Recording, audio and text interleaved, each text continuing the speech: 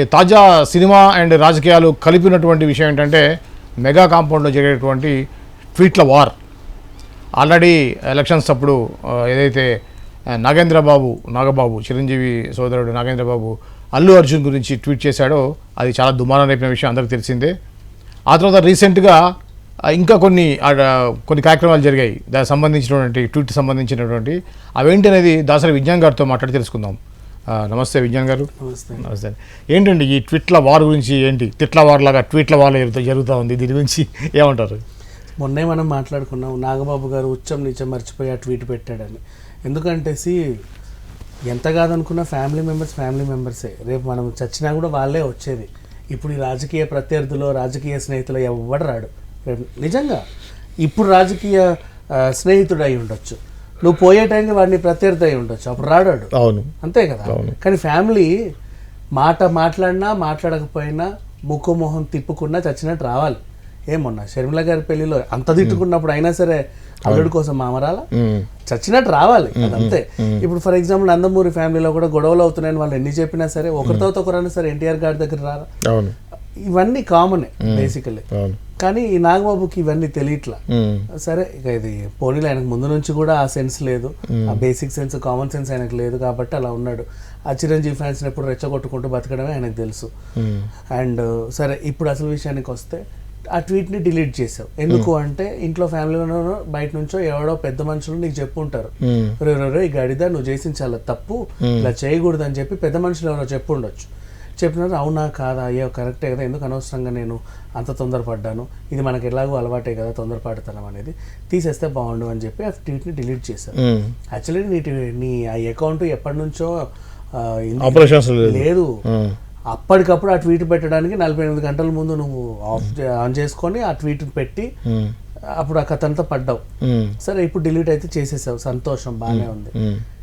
The tweet was deleted అని చెప్పి ఎందుకు పెట్టావు మళ్ళీ? నిన్ను ఎవడు అడిగాడు? నువ్వు తీసావా లేదా?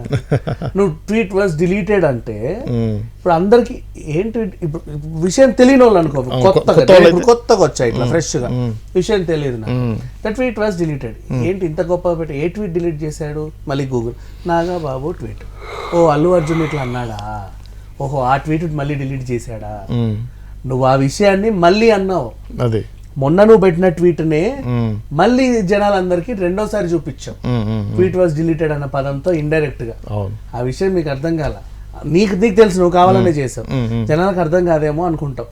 ఇకపోతే అల్లు అర్జున్ దీన్ని ఏం పట్టించుకోవాలి, ఎంత మనకి ఎందుకు చెప్పి హ్యాపీగా నిన్న junior NTR the birthday wishes ఉంటే హ్యాపీ బర్త్డే బాబా అని హ్యాపీగా పంచుకున్నాడు.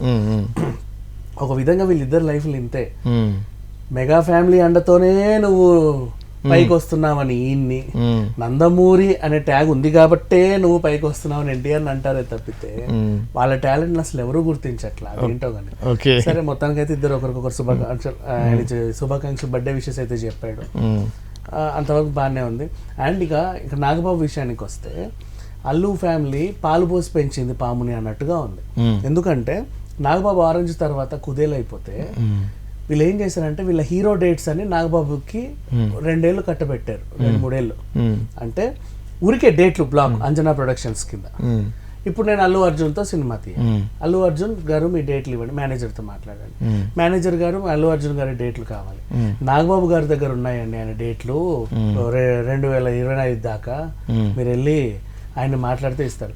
నాగబాబు గారు అల్లు అర్జున్ డేట్లు కావాలి, అరే మేము రేపే ప్రొడక్షన్ స్టార్ట్ చేద్దాం అనుకుంటాము, అరే రేట్లా సర్లే తీసుకోండి ఎంత ఇస్తారు, అలా అమ్ముకున్నాడు, బాగుపడ్డాడు, డేట్లు నమ్ముకుని. ఆ విధంగా ఈయనకు బెనిఫిట్ చేశారు. నెక్స్ట్ అలాగే నా పేరు ఇండియా నా ఇల్లు సూర్య, అదేదో సినిమా ఉంది నా పేరు సూర్య నా ఇల్లు ఇండియా, ఆ సినిమా ఫ్లాప్ అయింది అఫ్ కోర్స్, వకంతం వంశీది. కానీ తీసే ముందు హిట్ అవుతుంది అనుకునే తీశారు కదా, ఆ తీసే ముందు అప్పటికే బండికి మంచి ట్రాక్ ఉంది. సో ఆ టైంలో ఏమనుకున్నారంటే ఈ సినిమా హిట్ అవుతుందేమో, వంశీ రైటర్ గా ఉన్నప్పుడు మంచి సక్సెస్లు చూసాడు, ఆయన డైరెక్టర్ గా అయిన తర్వాత కొత్త సినిమా ఓ త్రివిక్రమ్ రేంజ్ లో అవుతాడేమో, ఇది పెద్ద హిట్ అయిపోతుంది, పెద్ద హిట్ అని అంత పెద్ద హిట్ అవుతుంది, పైగా దేశభక్తి ఇంత ఉన్నాయి కాబట్టి ఈయన కో ప్రొడ్యూసర్ చేద్దామని నాగబాబుని దానికి కో ప్రొడ్యూసర్ని చేశాడు. ఈయన రెమ్యునరేషన్ పనంగా పెట్టి ఆయన్ని కో ప్రొడ్యూసర్ని చేశాడు. అంత హెల్ప్ చేసా. అది ఫ్లాప్ అయినా హిట్ అయిన తర్వాత సంగతి, నీకైతే హెల్ప్ చేసాడు. సో ఇవన్నీ మరిచి దిగజారి ఒక ట్వీట్ అయితే పెట్టేశావు, దాన్ని మళ్ళీ డిలీట్ చేశాను అని చెప్పి మళ్ళీ రెచ్చగొట్టావు. ఇన్ని చేసావు కాబట్టి ఇంకా చెప్పాలంటే మెగా ఫ్యామిలీలో ఒక మనిషిని క్షమించకూడదు అంటే నాగబాబే. ఎందుకంటే ఎన్నిసార్లు ఎంతమందిని రెచ్చగొట్టాడో తెలుసా. గరికపాటి విషయంలోనూ ఫ్యాన్స్ని రెచ్చగొట్టాడు, అడ్డమైన ట్వీట్ పెట్టి ఆ పార్టీ ఈ పార్టీ ఏ పార్టీ అయినా పరిపార్టీ అని చెప్పేసి. ఆ తర్వాత మళ్ళీ మధ్యలో పవన్ కళ్యాణ్ని రోడ్డెక్కి తిరుగుతుంటే అందరు తిడుతూ ఉంటే కొడవలు బట్టి హింసే మార్గం అనోడు పెట్టాడు ట్వీట్. దాన్ని చూసి కూడా ఈ ఫ్యాన్స్ అందరూ ఉన్మాదుల్లా తయారయ్యారు. ఆ తర్వాత మళ్ళీ ఇప్పుడు ఇదొకటి. అండ్ మధ్యలో కూడా ఒక 2 సందర్భాల్లో వీళ్ళ ఫ్యాన్స్ని రెచ్చగొట్టే ప్రయత్నం అయితే చేశాడు. అది మన తమ్మారెడ్డి భరద్వాజ గారి టైంలో RRRకి 80 కోట్ల విషయంలో కూడా ఆయన అనింది ఈయనకు తెలియదు, తెలిసి ఆయన వినింది నమ్మి ఆయన మీద ట్వీట్ చేశాడు చాలా చండాలంగా. సో ఇట్లా ఎప్పుడు క్షణికావేశంలో అడ్డమైన ట్వీట్లన్నీ చేసి ఈయన చేసిన ట్వీట్లను చూసి ఆ పిచ్చి కుక్కల్లా వాళ్ళంతా రెచ్చిపోయి సమాజం మీద ఒక ఉన్మాదుల్లా ఉగ్రవాదుల్లా తయారయ్యి ఒక రకంగా ఉన్నారనమాట. అంటే సమాజం వేరు, మనుషులు వేరు, జంతువులు వేరు, వీళ్ళు వేరు అన్నట్టు తయారయ్యారు మెగా ఫ్యాన్స్ అంతా కూడా. సో ఇప్పటికైనా నాగబాబు ఆయన ఇప్పుడు అది చదివిస్తే ఉన్నమతి పోయింది అన్నట్టు తయారయ్యాడు. మామూలు మనిషిలాగా ఉండి ఒక సాధారణ మనిషిలా ఆలోచించి ఈ క్షణికావేశాలకు పోకుండా సొంత వాళ్ళు ఎవరు పరాయి వాళ్ళు ఎవరు అనే ఒకటి కళ్ళు తెరిచి చూసి, ఏమో నిన్నెప్పుడూ బండి నీ ఇంటికి వచ్చి ఏంటిది పోరా అని తిట్టలేదుగా, ఒక మాట అనలా. అండ్ ఏ ఫంక్షన్ ఉన్నా అందరు కలిసే జరుపుకుంటారు, రాఖీ రాని, ఉగాది రాని, సంక్రాంతి రాని, వాట్ ఎవర్. అలాంటి టైంలో నువ్వు ఇట్లా సొంత మనుషుల్ని అంతమంది ముందు నువ్వు ఇలా చేయడం అనేది తప్పు. అండ్ నెక్స్ట్ ఇప్పుడు బన్నీ చేసింది కరెక్టా కాదా అనేది ఒక కంట్రోల్ చేస్తే, ఫ్యామిలీ మెంబర్ని వదిలేసి అక్కడికి వెళ్ళాడు ప్రచారానికి అన్నావు. 15 ఏళ్ళుగా ఆయనకు మాట ఇచ్చి వచ్చాడు. 15 ఏళ్ళు అంటే 3 సార్లు, 2 సార్లు ఆయన నిలబడ్డాడు, 3వసారి వెళ్ళకపోతే బాగోదని చెప్పి వెళ్ళాడు. అదే పిఠాపురంకి వెళ్ళుంటే పిఠాపురంలో వీళ్ళు టీ తాగడానికి వెళ్తే ఒక హీరో కనపడుతున్నాడు, మామూలుగా చెంబట్టుకొని చెట్టు చాటుకి వెళ్ళినా అక్కడ జబర్దస్త్ నటుడు కనపడుతున్నాడు, ఎక్కడ తిరిగితే కూరగాయల మార్కెట్కి వెళ్తే అక్కడ 2 హీరోయిన్లు కనపడుతున్నారు. అలవాటు అయిపోయింది వాళ్ళకి. అండ్ ఒకవేళ పిఠాపురంలో గెలిచినా పవన్ కళ్యాణ్ బన్నీ రావడం వల్లే గెలిచాడని నువ్వు చెప్పవుగా, మద్దతుదారుల్లో ఈయన ఒకడు అంతే. కానీ ఒకవేళ శిల్పారవి గెలిస్తే నా విజయానికి కారణం బన్నీ అని చెప్తాడు, ఎందుకంటే అంతమంది వచ్చారు. అవును. సో ఈ మైలేజ్ ఎక్కువే కదా, సొంత మనుషులు అర్థం చేసుకోవాలి, అంతేగాని ఇట్లాంటిది ఏం లేదు. అంటే ఇప్పుడు ఆయన వేరే పార్టీ కాబట్టి వీళ్ళు ఇలా తయారయ్యారు.